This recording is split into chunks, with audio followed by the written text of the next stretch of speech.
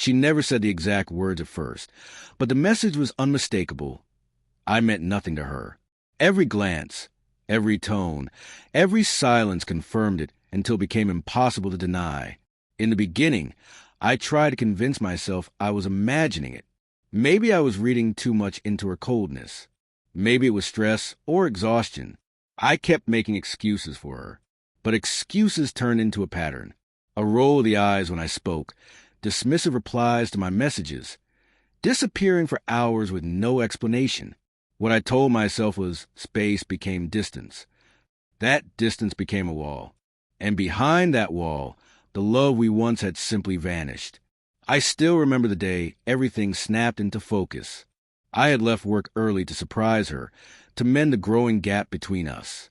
But when I walked through the door, she didn't look relieved or happy. She looked bothered, like my presence was an inconvenience. Without looking up from her phone, she asked, "What do you want?" Not softly, not kindly, just cold. And then, as if she'd been waiting to say it, she delivered the final blow. "You don't matter to me anymore. Stop pretending this is anything." It was like the ground opened up beneath me. The woman I had trusted, loved, and built my life around had reduced me to nothing with a single sentence. I wanted to ask why, to plead for an answer, but something deep inside me cracked.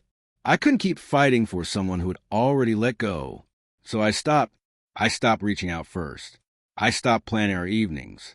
I stopped scanning for crumbs of affection. At first, the silence in our home was suffocating. Nights felt endless. But slowly, a strange calm began to settle in. Without realizing it, I started to rediscover myself. I reconnected with friends I drifted away from. I revived old hobbies I'd abandoned. I started working out, not for her, but for me. People noticed. They'd ask if something was wrong, and I couldn't explain that I was both breaking and healing at the same time, that I was learning to exist without someone who treated me like I was invisible. Then, out of nowhere, she came back, not with tears or apologies, but with a look of regret, a flicker of desperation. She said she missed me, missed us, and asked if we could try again. But by then I had changed. I had learned the hardest truth. Love isn't supposed to be about clinging to someone who's let you go. It's about being valued, being seen, being loved back. So I told her words I never thought I'd say. I'm not the same person anymore, and I'm not sure I want to be. She left that night. Maybe she finally understood what she'd lost. But I already knew what I'd found. I had lost someone who refused to see my worth. But in doing so, I'd found myself. And that, I've learned, is the most painful but powerful lesson there is. What shocked everyone wasn't some dramatic breakup or loud confrontation. It was how quietly I rebuilt, how confidently I moved forward, how I stopped being nothing to anyone and started being everything for myself. If there's one thing I hope you take from my story, it's this. Never let another person decide your value. It's not defined by how they treat you. It's defined by how you see yourself when nobody's watching.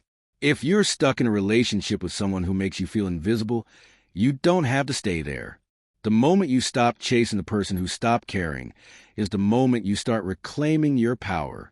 And that's where real freedom begins.